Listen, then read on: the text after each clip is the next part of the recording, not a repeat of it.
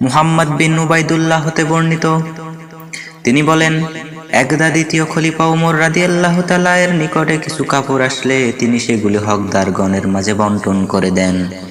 এতে আমাদের প্রত্যেকে একটি করে কাপড় পেলেও কিন্তু তিনি নিজে দুটি কাপড় দিয়ে তৈরি একটি বড় পোশাক পরিধান করে খুতবা দিতে মিম্বারে আরোহণ করলেন।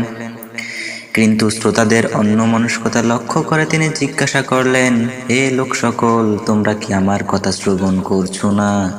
অবস্থায় বিখ্যাত সাহাবী সালমান ফারিসি রাদিয়াল্লাহু তাআলা উঠে দাঁড়িয়ে বললেন, জি না, আমরা শ্রবণ করব না। ওমর রাদিয়াল্লাহু তাআলা বললেন, কেন হে আবু আব্দুল্লাহ?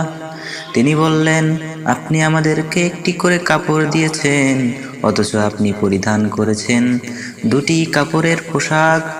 ওমর রাদিয়াল্লাহু তাআলা বললেন, ব্যস্ত হইও না হে আবু আব্দুল্লাহ। অতঃপর তিনি তার ছেলে আব্দুল্লাহ বিন ওমর রাদিয়াল্লাহু তাআলা এর দিকে ইশারা করলেন এবং তিনি উঠে দাঁড়ালেন। অতঃপর ওমর রাদিয়াল্লাহু তাআলা বললেন, আমি আল্লাহর কসম করে জিজ্ঞেস করছি, আমার পোশাকে যে অতিরিক্ত কাপড় রয়েছে সেটা কি তোমার নয়? আব্দুল্লাহ বিন ওমর রাদিয়াল্লাহু তাআলা বললেন, জি, আমার। অতঃপর সালমান ফারিসি রাদিয়াল্লাহু তাআলা বললেন, এখন আপনি বক্তব্য শুরু করুন, আমরা শ্রবণ করব। তো এর থেকে আমাদের এই শিক্ষা নেওয়া উচিত, রাষ্ট্রপ্রধানও জবাবদিহিতার ঊর্ধ্বে নন।